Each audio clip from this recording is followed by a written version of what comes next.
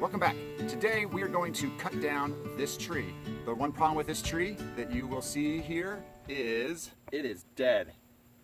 It died this summer very abruptly with no warning. I'm not overly surprised given a lot of the other work I've done right around this tree in terms of retaining wall, the addition on the house that went in 2 years ago. There's some complications with cutting this tree down. It's a big leaner. It leans not in a great direction. It would smash the trampoline if I cut it down straight, as well as knock out a bunch of other trees that I'd rather not knock down. So what I'll be doing is I'll be climbing this up to the top there, cutting limb off by limb, and having a ground person lower them down. So that's my plan. I'll be working on that the next little bit. But first of all, we are going to start talking about accounting and get back to cutting down the tree in a minute.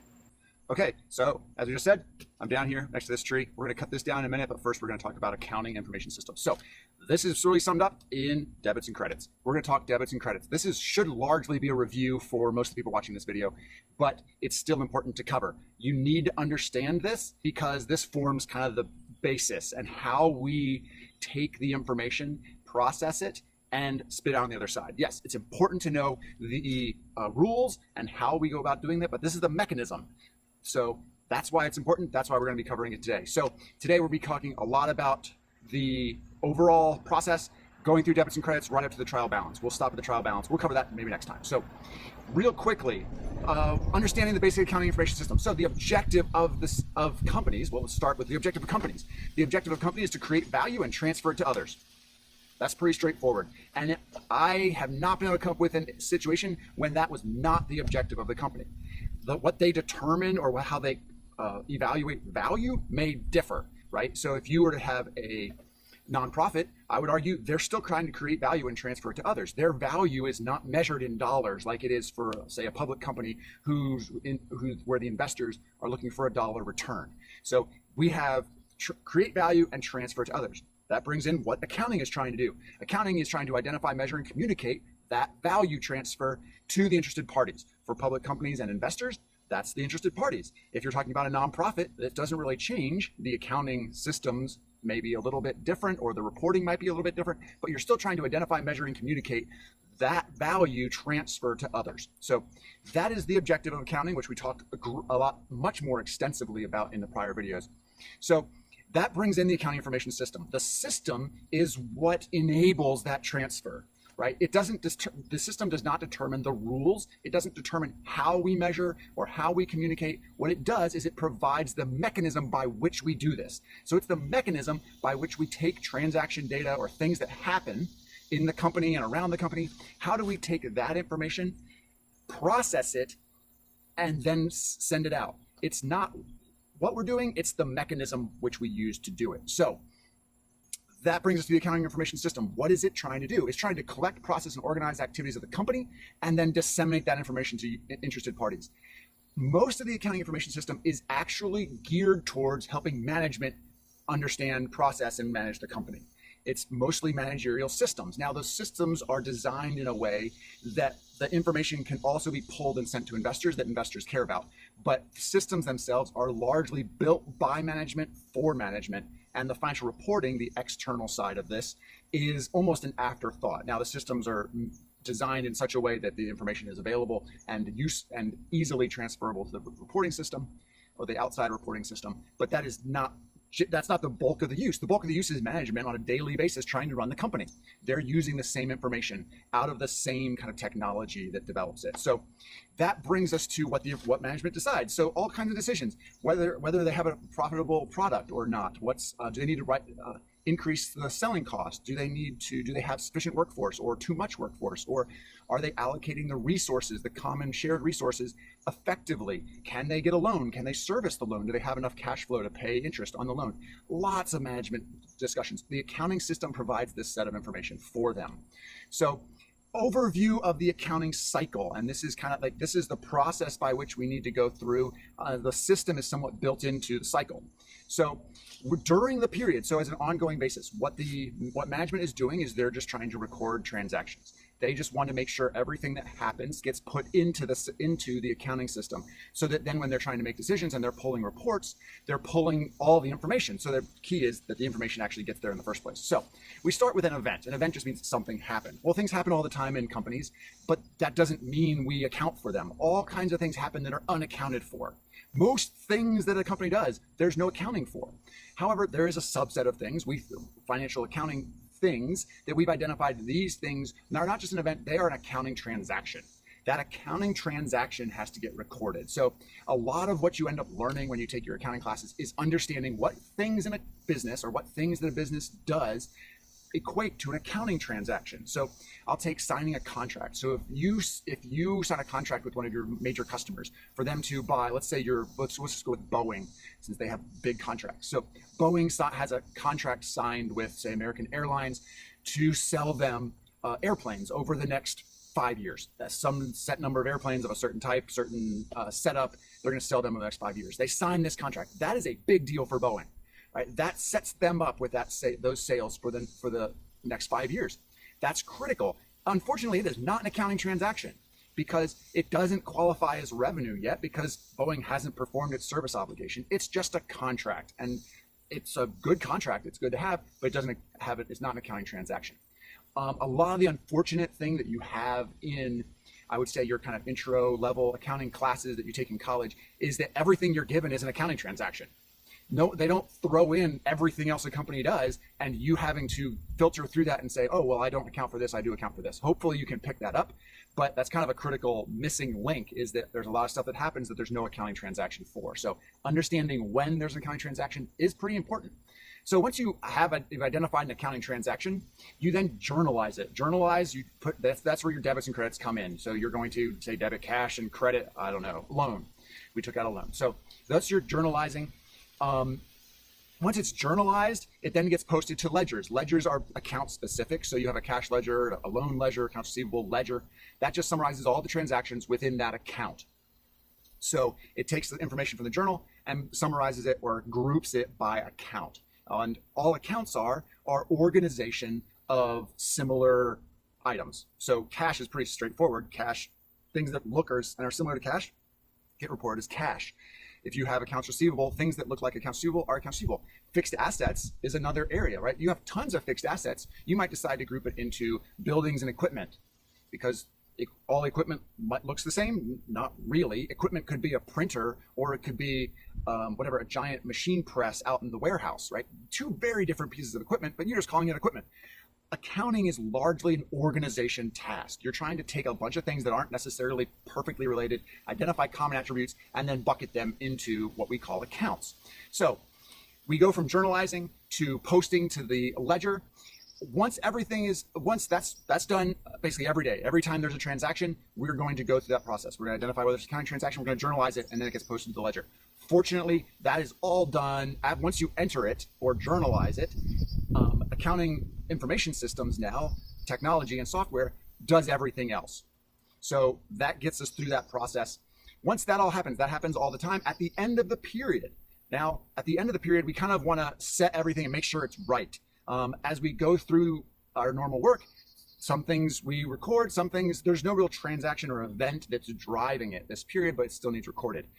Those transactions that don't have a related event in the period end up getting recorded as adjusting entries. I will refer to those as internal transactions as opposed to external. External transactions are almost naturally accounted for because they happened at a specific time. Let's say a customer pays you, for instance. Well, when you got paid, that was an event and a transaction. You received cash. You record the cash, you reduce the accounts receivable for that customer, and you're done. Now, there's other transactions that don't have a specific event for the period. Let's say interest gets accrued, which means you now owe interest on a loan, but you haven't paid it yet. Well, that is an internal transaction. There was no event this period that's like, oh, I need to record my interest expense. No, at the end of the period, you need to look back and say, oh, we had this loan, we didn't record interest this period, let's put the interest in ourselves, even though we're gonna pay it off sometime in the future.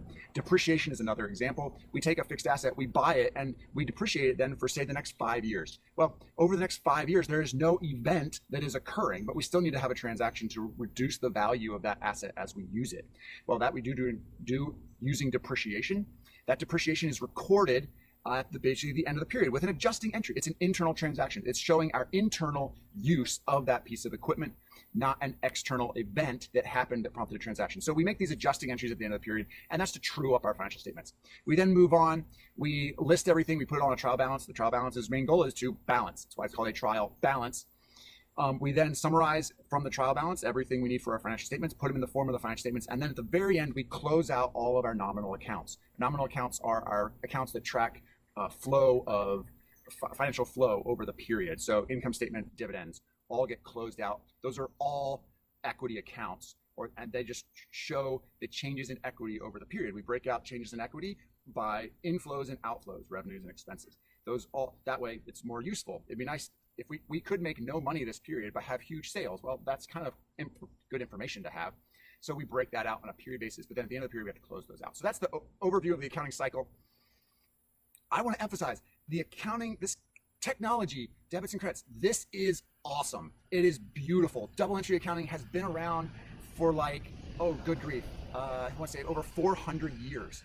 So it's a great system. It does a wonderful job of recording this information. I can't imagine what accounting looked like before we had double entry accounting. So double entry accounting just means every transaction generates two sides, a right and a left side, or a left and a right side, depending on which angle you're looking at. So the left side of the ledger we call debits, the right side we call credits. That's all it is. When we say debits and credits, it just means left and right, and that's just because when you did a ledger, the one side was left and one side was right. We've carried over debits and credits. So this is a great technology to understand and use, and it helps catch problems before they become enormous and would take hundreds of thousands of hours to find and resolve. The debit and credit process resolves that for us on an individual transaction level basis. So within this, we have debits and credits. We also have real and nominal accounts. Real accounts are the resources, and they're reported typically on the left or the debit side of the financial statement. So the resources we have available to us, say cash, fixed assets, inventory, buildings, equipment, those are all fixed assets. So those are our resources. Those are all recorded on the left side, or on the left side, which is the debit side. Claims on those resources are reported on the right side. The right side being credit balances, we have liabilities and equity. So if I have, say, a piece of equipment, that equipment I use in my business, but somebody has a claim to that equipment. That could be the bank through a bank loan. That could be investors who have a claim on that piece of equipment in, say, bankruptcy, although that's kind of the extreme example. But the investors have a claim. They're the owners of the company. They have a claim, the residual claim, on all of the assets or all the resources. So that's our left and right side. The left and the right side have to balance. All of our resources have to have somebody claiming them. It's either a bank or it's investors, typically in our situation. And that's why we have liabilities and equity. And that's why the accounting equation has assets equal to liabilities plus owner's equity, because we have resources and then somebody has a claim on those resources, whether it's the bank or the residual claimants or the leftover claimants, which are investors. They have everything that the banks or other creditors don't. So those are real accounts. Now the nominal accounts track inflows and outflows. They are taking the inflows and outflows, and they are, you can think of them as equity accounts. All they're doing is tracking the equity transactions over the period. Now, if I make, so let's take an instance, I make a sale. I record that sale as a credit into my sales account. And let's say I received cash for it. I received cash, and that's a debit for, well, we'll make up a number, say $100,000. I make a $100,000 sale, I credit sales, I debit cash.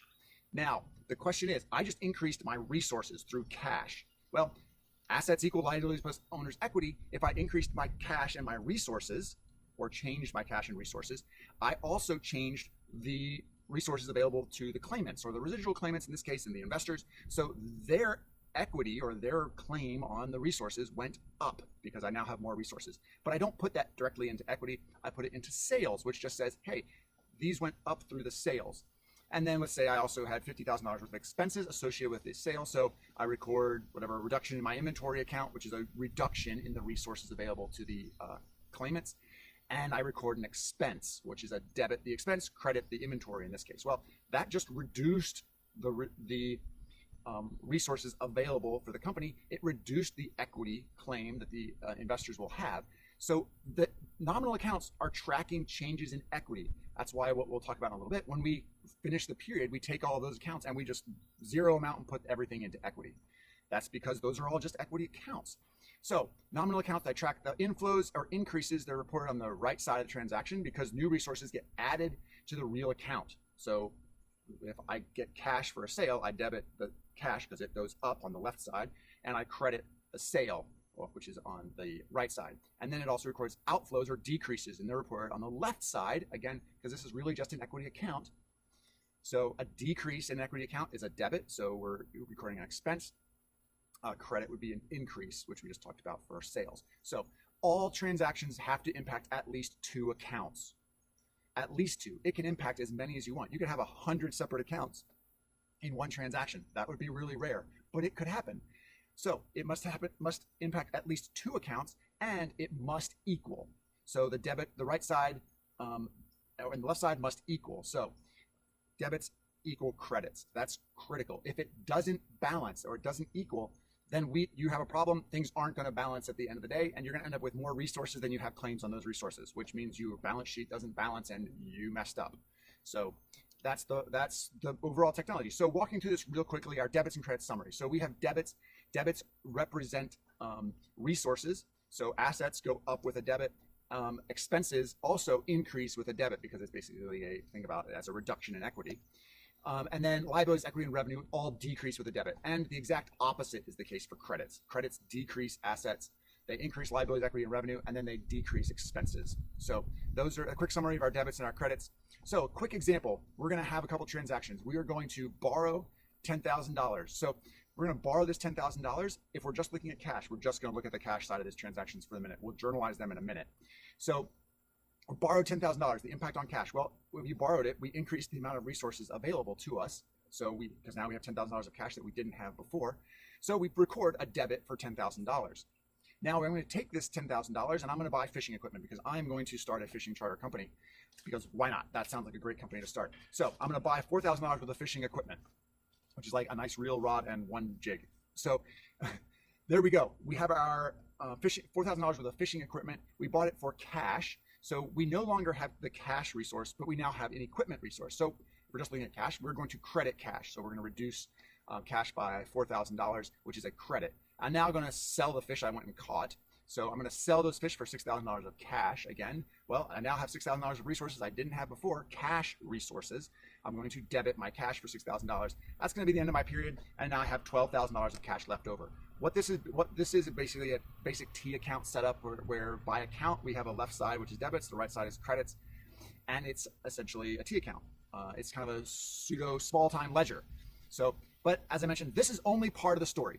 This is just the cash side of the transaction. Now, if we want to journalize this, which is actually what would be the step one of recording the transaction in a typical accounting system, we borrow the $10,000, so we're going to debit cash, credit our loan. That's our first transaction. We now buy our fishing equipment, which is $4,000. So we've reduced cash, which is crediting cash, but we've increased equipment. We've just in this case, all we've done is transfer resources. We had a resource of cash, now we have a resource of equipment. So we just switch them out to assets. So we reduce the cash resource and we increase the equipment resource. So we credit cash, debit equipment, and then we sell the fish for $6,000. This is a straight up increase in cash resources. So we debit cash resources and we record a sale of $6,000. So we just sold $6,000 worth of fish. We got $6,000 of resources. There's our debit, and it increased sales, which again, sales is just a breakdown of the equity for the changes in equity for the period. So we increased equity by crediting it. We increased equity by $6,000 by making this sale. So now, if we want to, we've now journalized this. It's going to get posted to the separate ledgers. So the $10,000 worth of cash goes to the cash ledger, which we already kind of saw that when we initially talked through the impacts on cash. But then the other side of that is our loan. Our loan ledger now has a credit balance of $10,000. So we have $10,000 sitting in our loan balance. Now, then we bought equipment. So $4,000 of equipment, we want to record that, debit equipment. Our credit goes to the ledger for cash. And then lastly, we have our sales, which is an inflow into equity. We record sales, a credit of $6,000, and again, it hit cash of $6,000 for a debit. Now, we have those amounts recorded in our individual ledgers. At the end of the period, we want to say, Well, actually, with accounting system now, you can do that. You can run this report anytime you want. All it does is it takes the amount sitting in each one of those separate ledgers and it puts it all in one place. That place is called a trial balance. It's a listing of all of your accounts. It lists the trial balance in all of your accounts. It's an account specific, account level trial balance. So we're going to say this is the end of December 2020. We're going to take the amounts from each one of these ledgers. We're going to put it into our trial balance. A trial balance has a debit column and a credit column. Cash, fortunately, has a debit balance. If it had a credit balance, that would be problematic. It means we actually have a negative resource, which means we actually have debt. But in this case, we do have a debit balance in cash of $12,000. That gets put in the debit column on the trial balance under cash. Equipment has an ending balance of $4,000. That's a resource, a debit to equipment. The loan has a credit balance of $10,000. That's a claim on our resources, right? It's $10,000 of our resources are claimed by the bank in this case. So that's going to be a credit balance. Lastly, we have sales, which essentially represents equity. We don't have an equity account yet, but sales represent an increase in equity this period of $6,000. So if you notice our trial balance, the debits equal $16,000, the credits equal $16,000. It balances, we're in good shape. If it didn't balance, it means I messed up something along the way. So something to keep in mind, how does the basic accounting system work? How are the basic transactions recorded and summarized? This is what we've kind of walked through. You should be able to answer those two questions at this point in time before we launch into, okay, now that we have the trial balance at the end of the period, what are we going to do with it? That we're going to find out later. So with that, I hope to see you next time. Have a great day and God bless.